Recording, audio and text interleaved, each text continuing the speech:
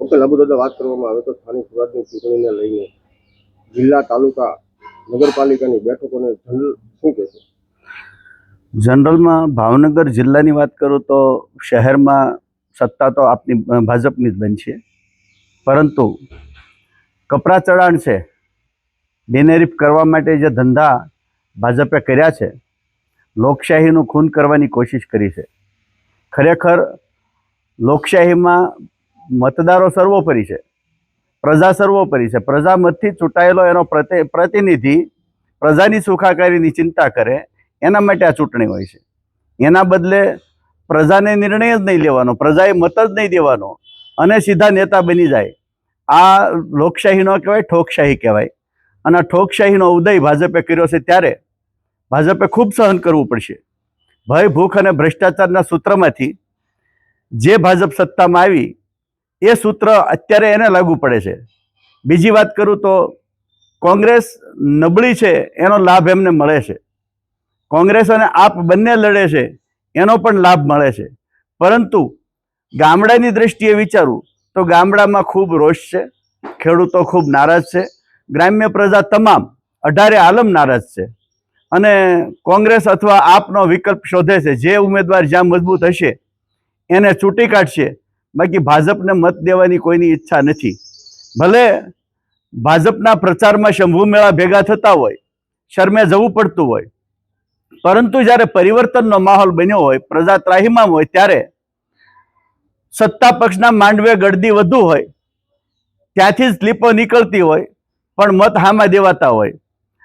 અને જ્યારે સત્તા જોર જુલમ અને જ્યારે અત્યાચાર ગુજારતી હોય, ત્યારે ખાસ કરીને પ્રજા શાણી બની જાય છે, સાથે રહી અને પાડી દેવાની કોશિશ કરે છે.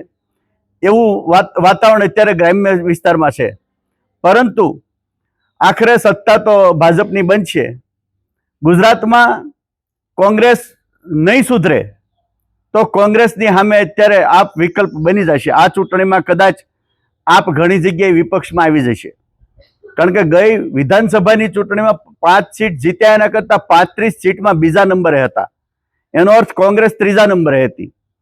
આ પરિસ્થિતિનું સર્જન જો આપ ટૂંકા સમયમાં કરી શક્યું હોય તો અત્યારે તો ગોપાલ ઇટાલિયાની ચૂંટણી પછી ગોપાલ ઇટાલિયાનો પોતાનો ક્રેઝ અને એના આધારે સંગઠનનું માળખું મજબૂત બન્યું છે. એક પછી એક વક્તાઓ મોટા બન્યા છે. નાના કાર્યકર્તાઓને મોટા બનાવવાનું પાપ આપણા ગૃહમંત્રીએ કર્યું છે. કોઈ પણ કાર્યકર હોય એને પોતાના વિચારો પ્રમાણેની પાર્ટીમાં કામ કરવાની છૂટ હોય. એને દબાવવા, ધમકાવવા, ખોટા કેસ કરવા, જેલમાં પૂરવા, આ ક્યાંની નીતિ છે? શું આ લોકશાહી માટે શરમજનક ઘટના નથી? પરંતુ આ સત્તામાં ચકી ગયેલી ભાજપને બિલકુલ લોકશાહીનો ડર નથી, પ્રજાનો પણ ડર નથી, લોકચાહના સાથે કાંઈ લેવા દેવા નથી. માત્ર મોદીના નામે ચૂંટાવા માટે નીકળી પડે છે. અને મોદીના નામે ચૂંટાય છે એટલા માટે એટલો અહમ અને અભિમાન છે. ત્યારે ચોક્કસ કહીશ કે પરિવર્તનની જરૂર પણ છે, અને પરિવર્તન જ્યાં જ્યાં મજબૂત ઉમેદવાર વિપક્ષમાં હશે ત્યાં બધી જગ્યાએ થશે, એવું ચોક્કસ છે. પણ ભાવનગર શહેરમાં કદાચ હું માનું છું ત્યાં સુધી ભાજપની સીટ ઘટશે. અને બીજી વાત કરું તો ભાવનગર જિલ્લામાં પાલિતાણામાં જે ઘટના બની છે, ગઈ વખતે ફોર્મ પાછા ખેંચી લીધા હતા, અરે મેન્ડેટ ફાડી નાખવામાં આવ્યા હતા. જિલ્લા પ્રમુખની જવાબદારી હોય છે, છતાં આવું બન્યું હતું, શરમજનક ઘટના. ફરીથી પાછું રિપીટ કર્યું, એક વ્યક્તિને મેન્ડેટ આપ્યા અને મેન્ડેટ રજૂ જ ન થયા અને 8 કે 10 સીટ બિનહરીફ થઈ ગઈ. એટલે જિલ્લા કોંગ્રેસના પ્રમુખ પ્રવીણ રાઠોડે નૈતિક જવાબદારી સ્વીકારવી જોઈએ અને ખરેખર પ્રમુખ પદેથી દૂર થવું જોઈએ. વારંવાર પોતાના જ વતનમાં આવી ભૂલો થાય અને આ ભૂલોના કારણે ચૂંટણી આખી એકતરફી થઈ જાય. લોકોને ક્યાં જવું? લોકો તો પરિવર્તન કરવા માંગતા હોય, પણ એટલી બધી સીટો જ્યારે બિનહરીફ થાય ત્યારે સત્તા તરફ હાલવાનો બધાનો મોહ વધી જાય છે. એટલે ખરેખર હજી તો બીજું કાવતરું પણ ગોઠવાયેલું હતું.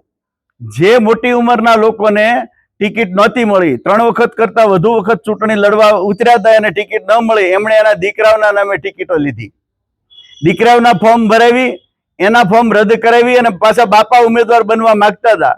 આ વાત અમારી પાસે આવી, અમે પ્રેસ પ્રસિદ્ધિ કરી, એટલે આ કુકર્મો અટક્યા છે.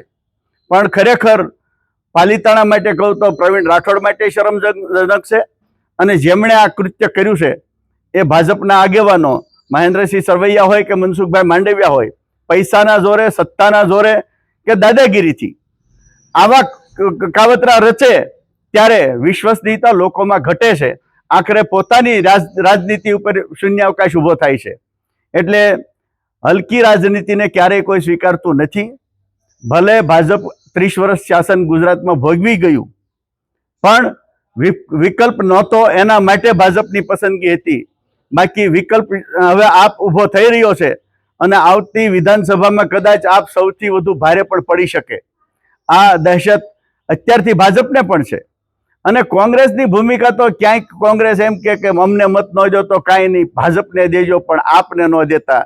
ક્યાંક વળી પ્રદેશના પ્રમુખના નિવેદનો એવા આવે કે આપ અને કોંગ્રેસ બે જાણે એક હોય, આપને કોંગ્રેસને ઘટતા ઉમેદવાર જાણે ભાજપે પૂરા પાડ્યા હોય, એટલે બેનું ગઠબંધન હાલતું હોય એવી વાત ધારાસભ્ય કક્ષાના વ્યક્તિઓ કરે ત્યારે ખરેખર લોકોમાં જે ડર છે, લોકોમાં જે શંકા છે એ મજબૂત થાય છે.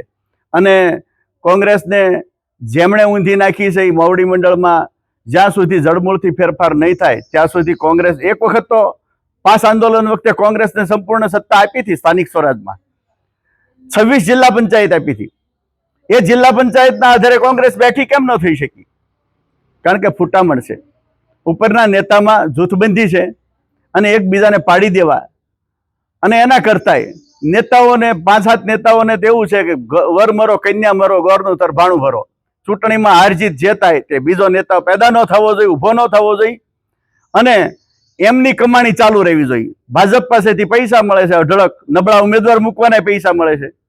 એટલે ખરેખર કોંગ્રેસે કરેલા ગઠબંધન હવે જાહેર થઈ ગયા છે ત્યારે કોંગ્રેસે સુધરવાની જરૂર છે. અને આમ આદમી પાર્ટી જનૂનથી મેદાનમાં છે ત્યારે ભાજપને પરસેવો પડી રહ્યો છે. એના કરતાંય આ બંને પક્ષો કરતા પ્રજા જાગી છે. પ્રજાની જાગૃતતાથી ઠેર ઠેર ભાજપના કોર્પોરેટરોએ પ્રચારમાં જાય ત્યાં વિરોધનો સામનો કરવો પડે છે, હુરિયો બોલાવે છે, ભાગી જવું પડે છે, જવાબ દેવા માટે એની પાસે કોઈ વિકલ્પ નથી.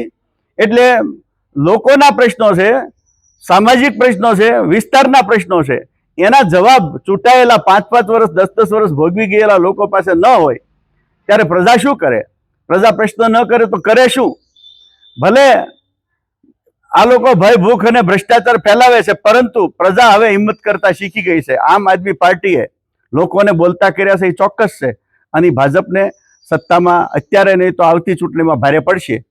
ખરેખર આ ચૂંટણીમાં જે કૃત્યો થયા છે એ શરમજનક છે અને એના માટે ગુજરાતના ભાજપ પ્રમુખે પણ પ્રજાની માફી માગવી જોઈએ. માફી માગવાને બદલે હુંકારો કરી અને મનસ્વી ભાષણો કરે. ઘણી વખત તો પ્રદેશ પ્રમુખ પોતે કોઈ ભાગવત કથા બેહાડી એમ ભાષણ કરતા હોય છે ત્યારે કોઈની નકલ કરવામાં ભવાઈ ભજવતા હોય એવું લાગે છે. આવા ભાષણોથી એમને દૂર રહેવું જોઈએ, કારણ કે આની હાસી મજાક ઉડે છે.